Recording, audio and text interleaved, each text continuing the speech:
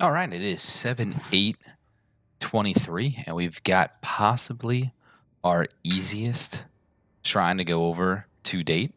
And this one we'll kind of get into right away.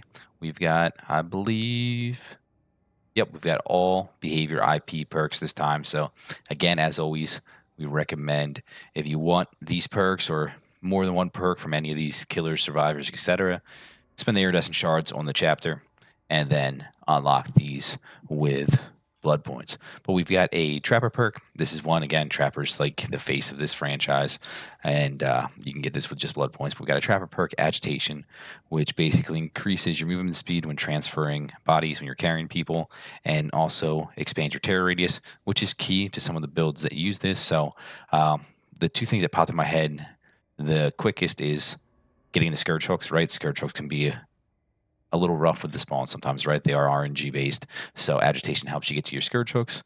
And then also perks that revolve around terror radius, like Starstruck, which I think was just yesterday. That this expands your terror radius, you affect more people. Useful perk for that. So this is one of those perks that we'll say is more of a build around. And as was pointed out to us by a viewer, Gray Boxcar, it's a build around perk in the sense that enables this enables other perks. So it's built around in the sense that this is an enabler. So you build around using this. This doesn't do a ton on its own, but it enables other perks. So good perk, but again, we'd recommend Eerie Shards and BPs. So this is one that we'd unlock with BPs. And then what do we have here? Our second killer perk is Grim Embrace, which is an artist perk.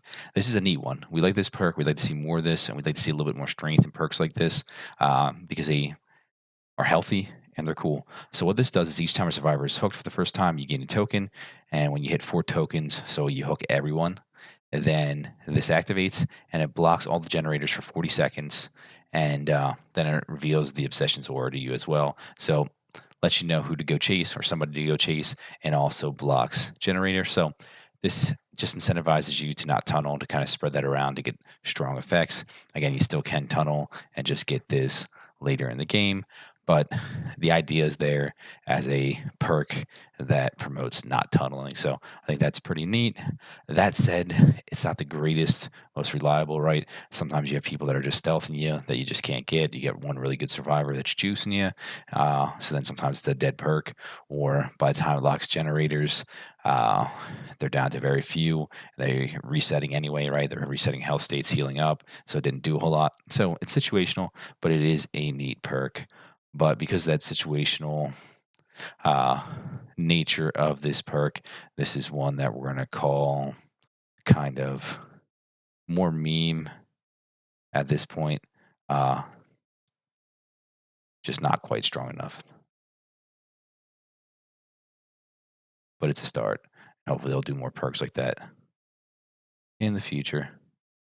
That just made me realize we don't have our nice little handy guide here. So get our pen away and we'll pop that guide up real quickly here so you can kind of see how we showcase these perks, how we rate them. And then that gets us into our survivor perks. And we've got corrective action, which we've seen very recently. This is a Jonah Vasquez perk. And basically, if you're playing with a new friend, you might want to run something like this. You get tokens. And then when someone cooperating with you on a gen fails a skill check, it becomes a good skill check. So it helps out with randoms or teammates, new teammates failing skill checks. The problem is, what does this require? It requires you to hit the grades, build up the tokens. You have to be cooperating with somebody else, and then they have to miss a skill check. Sometimes most of the time, the best thing to do is spread out on gens, and you might never use this. So it's very situational, and because of that, we'll kind of say it's very niche, and we'll put that in our kind of trash tier. And then our last one here is unfortunately not another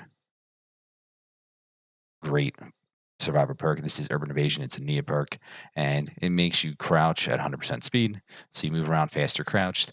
The problem is this is a crutch perk, right? Everyone thinks, oh, cool, I'm going to be fast and stealthy. The problem is you just spend the game urbaning instead of running, using your sprint burst or any of your other things to traverse the map quickly, and it just ends up wasting time. It's one of those ones where the effect seems cool, but just not strong enough to actually be super useful. It's kind of like another trap perk would be like self care, where the time that it takes now, because it's been nerfed so many times, is just not worth it.